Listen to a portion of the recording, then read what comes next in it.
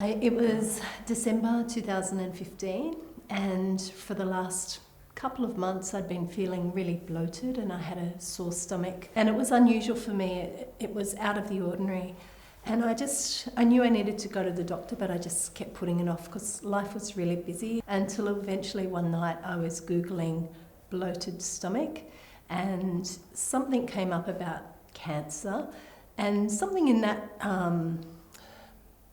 I don't know, it frightened me, and I felt something in that rang true, and I felt, so the next day I rang my GP and made an appointment, and I went into my GP. She felt my stomach and she could feel something, so she immediately sent me for a scan, and so the doctor rang me the next day and asked me to come in, and she said, "I'm sorry," she said, "you've got an 18 centimetre growth on your ovary, and I've been trying to get in contact with a gynecological oncologist, but because it's so close to Christmas, I'm really struggling." I said, "Well, if I need a gynecological oncologist, I want to have my friend." And she said, "Oh, what's her name?" I said, "Rhonda Farrell." And she checked out her computer and said, "Oh, she's at Prince of Wales at Randwick." She said, "Oh, she must be really good." I said, "She's brilliant." And so she tried to ring through to your office and she couldn't get through. I said, "Oh, I've got her number on my mobile. I could perhaps give her a call." And she said, "Yeah, do." So I rang Rhonda on a mobile. Rhonda answered and she said, "Oh, hi, I'm just in surgery at the moment. I'm in my scrubs." I had a look at the images of the CT scan, and Megan had some blood tests which I ordered, and there's a tumour marker called a CO125 which is often raised with ovarian cancer. So I made an appointment to see Megan a few days later, but before I saw her I was fairly sure that she probably did have ovarian cancer, going by her risk of malignancy score from those tests. When I met with Megan and her husband on the Tuesday, it was difficult, but it's not a situation that I'm not used to, but the difference is Megan was obviously a very good friend of mine. So I didn't tell her that she had ovarian cancer, but I said that it was possible, and that we needed to do the appropriate surgery, and we organised that, and that's a lot of counselling about what might need to be done at the time. It's always hard telling a woman they have to have their ovaries removed even when they've had their children. It's particularly hard in young women who haven't had children, but Megan had completed her family, but it's still difficult. I feel so lucky.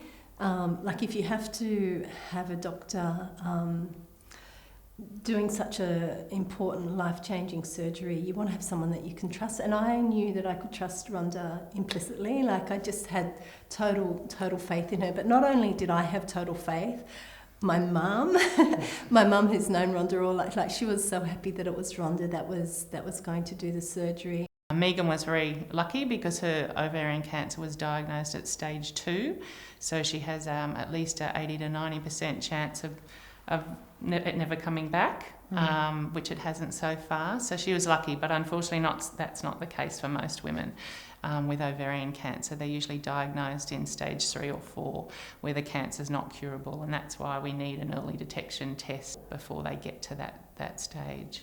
Although I'd heard of ovarian cancer, I had no idea what the symptoms were. And if I'd known the symptoms, maybe I would have jumped a little bit earlier to the doctor. And I know the symptoms are vague and they're different for women, but anything that's unusual bloating or pain or needing to go to the toilet more frequently, they're all warning signs. And if you've had them for 2 weeks, go and see your GP. So I'd like women to know there's no screening test that we have to detect ovarian cancer that makes a difference to their survival. So what we need is an early detection test. If they have a family history, a strong family history of women in their family having ovarian cancer, or many family members having breast cancer, they may have a genetic mutation that puts them at risk, and they can go and see their GP and get a referral to the hereditary cancer clinics that are in all major cities. I think one of the reasons ovarian cancer hasn't got the type of funding that breast cancer has is because you don't see them. Yeah. They're not there, they're not visual, but they're certainly very important because without them we wouldn't have children. Yeah, that's right. Yeah, we're very lucky to have them, but sometimes they don't work for us, and we need to know when that is the time, and we need to take them out before they turn into cancer. Oh.